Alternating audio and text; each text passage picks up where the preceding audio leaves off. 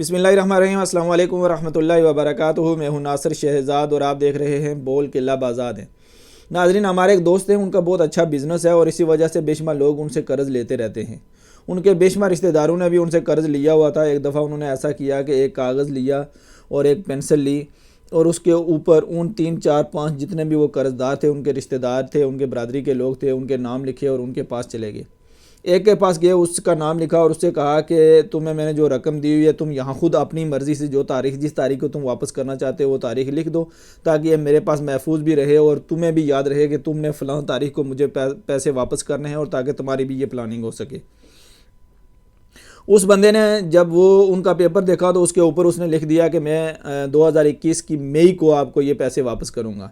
अब उन साहब ने वो पेपर उठाया और उसी पेपर को उठाकर, चूँकि जिस वक्त वो कर्ज देते थे तो सभी लोगों को आपस में पता था कि इनसे उन्होंने कर्ज लिया हुआ है, इसलिए किसी से एक बंदे का कर्ज दूसरे से छुपाने वाली वहाँ पर कोई इस तरह की बात नहीं थी। इसलिए उन्होंने वो पेपर उठाया और दूसरे अपने रिश्तेदार के पास चले गए।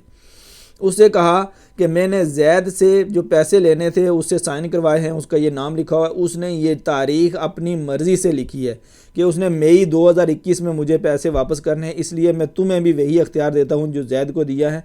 तुम भी अपनी मर्ज़ी से यहाँ पर तारीख लिखो जिस तारीख को तुम आसानी से पैसे वापस कर सकते हो, ताकि तुम भी अच्छे तरीके से प्लानिंग कर सको और मुझे भी ये पता हो कि फ़लाँ तारीख को मुझे पैसे वापस मिलेंगे। उसने जब देखा कि जैद की तारीख लिखी हुई है मई 2021, उसने कहा ठीक है, मैं आपको अप्रैल में पैसे वापस कर दूंगा, उससे एक माह पहले पैसे वापस कर दूंगा। उसने पेंसिल ली और कागज़ के ऊपर लिखा अप्रैल 2022। उसने भी वहाँ पर अपनी मर्ज़ी से वो तारीख लिखी, लेकिन उसने मई में पैसे वापस करने थे, 2021 की साल था और उसने अप्रैल में वापसी की तारीख लिख दी और 2022 लिख दिया। पहले तो वो जिन्होंने कर्ज दिया हुआ था वो खुश हुए कि चले उसने मई का कहा है तो ये अप्रैल में वापस कर रहा है। ज़ाहिर है एक बंदे जिसने कर्ज दिया हो खुश ही होता है। तो उन्होंने फिर जब उसने कहा कि ठीक है जी मैं अप्रैल का लिखता हूँ, उसने अप्रैल का लिखा और आगे लिख दिया 2022। वो बड़े परेशान हुए लेकिन कुछ कर नहीं सकते थे क्योंकि उन्होंने खुद उसको ये अख्तियार दिया हुआ था। और अब वो पेपर उठाते हैं, उठाकर आप तीसरे बंदे के पास चले गए और उससे कहा कि देख लो, जैद से मैंने तारीख लिखवाई है, उसने 2021 में ही लिखा है। बकर से मैंने तारीख लिखवाई है, उसने अप्रैल 2022 लिखा है। ये उनकी अपनी मर्ज़ी की तारीख हैं। तुम भी अपनी मर्ज़ी की तारीख यहाँ पर लिखो और साइन कर दो किस तारीख को तुमने पैसे वापस करने हैं, ताकि तुम भी अपनी अच्छी तरीके से प्लानिंग कर सको और मुझे भी पता हो कि फ़लाँ तारीख को मुझे पैसे वापस मिलेंगे। तो वो जो अब तीसरा बंदा था उसने एक और कमाल किया। उसने ये कमाल किया, उसने कहा उनसे पेपर लिया, उनसे कहा जनाब मैं आपके पेपर पर ज़रा भी साइन नहीं करूँगा। आपने कर्ज दिया था, मुझे मेरी मजबूरी थी और मुझे इसलिए मेरी आसानी के लिए दिया था। मैं आज भी मकरूज़ हूँ, मेरे पास पैसे नहीं हैं, जिस वक्त पैसे होंगे उस वक्त वापस करूँगा। आप मेरे रिश्तेदार हैं, मैं कोई भागने वाला नहीं हूँ। आप मेरे पास पैसे है ही नहीं तो मैं कैसे, मैं आपको एक तारीख देता हूँ, उस तारीख को भी मेरे पास पैसे नहीं होंगे तो मैं क्या करूँगा। लिहाजा जैद और बकर ने साइन किए हैं, उनकी अपनी मर्ज़ी है, मेरी अपनी मर्ज़ी है, मेरा अपना ज़हन है, मेरी अपनी सोच है, मेरी अपनी राय है। मैं अपनी राय के मुताबिक साइन नहीं करूँगा। जिस वक्त पैसे हुए उनने जो तारीखें दी हैं उनसे भी पहले मेरे पास हुए तो मैं आपको पैसे वापस दूंगा, क्योंकि जो मेरे पास पैसे हैं वो आप ही के हैं, आप ही का दिया हुआ कर्ज है। मेरे पास अपने पास कुछ भी नहीं था तो आपने कर्ज दिया था, अब जब पैसे वापस हो मेरे पास आएंगे तो मैं आपको लुटा दूंगा। नाजरीन, ये वाक़या सुनाने का बुनियादी मकसद ये है कि हम एक ही फार्मूला कई लोगों पर नहीं अप्लाई कर सकते। अब जिस तरह उन्होंने पहला फार्मूला वही फार्मूला एक पर भी अप्लाई किया, दूसरे पर जाकर फिर तब्दीली हो गई, उस बंदे ने किया, और तीसरे पर जाकर फिर तब्दीली हो गई। हम घर में हैं तो अपने बच्चों पर भी एक फार्मूला अप्लाई नहीं कर सकते। हर बच्चे का अपना एक ज़हन होता है, उसकी अपनी तरबियत होती है। हमें स्कूल में उस्ताद हैं तो हम तमाम स्टूडेंट्स पर एक फार्मूला अप्लाई नहीं कर सकते।